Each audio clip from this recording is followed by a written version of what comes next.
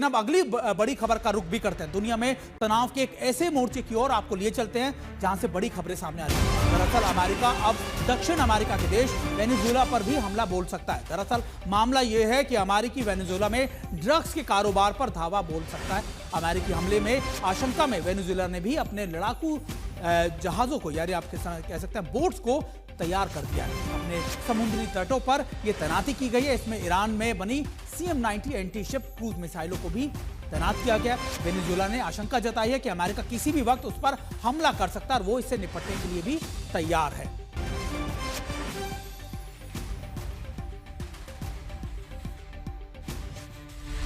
और वेनेजुएला की आशंका यूं ही नहीं है, क्योंकि अमेरिका ने भी, आप कह सकते हैं कि ये युद्ध अभ्यास एक शुरू कर दिया। एक बड़ा युद्ध अभ्यास अमेरिका की तरफ से किया गया और इसको नाम दिया गया है प्यूर्टो रिको के समुद्री तट पर अमेरिकी मरीन्स ने युद्ध अभ्यास किया है। और ये इसलिए क्योंकि आप देखें कि अब अमेरिका की तरफ से अपनी मौजूदगी वेनेजुएला के आसपास बढ़ाई जा रही है। हालांकि अमेरिका ये कहता है कि ये सारी कार्रवाई सिर्फ और सिर्फ इसलिए की जा रही है क्योंकि जो ड्रग्स की तस्करी उसके इलाकों में होती है उसकी रोकथाम करने के लिए ये सब किया जा रहा है। लेकिन वेनेजुएला की सरकार को ये लगता है कि अमेरिका कभी भी बड़े हमले उनके इलाकों में कर सकता है और खास तौर पर मौजूदा सरकार को कमजोर कर सकता है। हमने आपको ये तस्वीरें दिखा रहे हैं, जो प्यूर्टो रिको की तस्वीरें हैं, जहां पर अमेरिकी मरीन जो है वो अपनी बोट्स में प्रैक्टिस करते हुए नजर आ रहे हैं। और ये लगातार वेनेजुएला के आसपास के तटों के इलाकों से ये ऐसी तस्वीरें सामने आ रही है।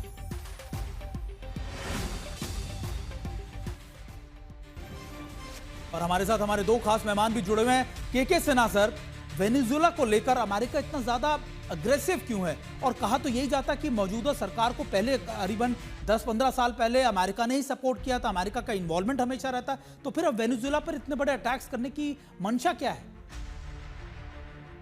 देखिए, वहां पर मनसा तो चेंज ऑफ रिजीम की है। मदुरो जूनियर की सरकार है और वो मेरे ख्याल से वेनेजुएला में काफी पॉपुलर है। तो उनको निकालना बहुत मुश्किल होगा। वो कहते तो हैं वेनेजुएला में सारा का सारा निशाना तेल के ऊपर में।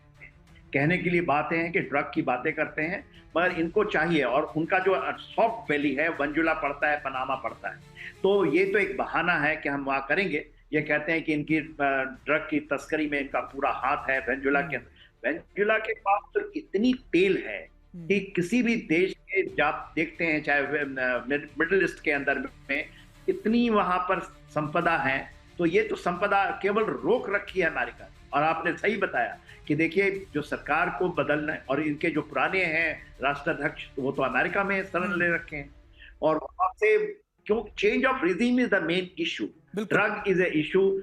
सर, लेकिन सारी लड़ाई तो ऑयल की ही है और यही बात कही जा रही है कि अमेरिका की पूरी लड़ाई रिजिम चेंज को से ज्यादा ऑयल को दोबारा से कंट्रोल करने की है।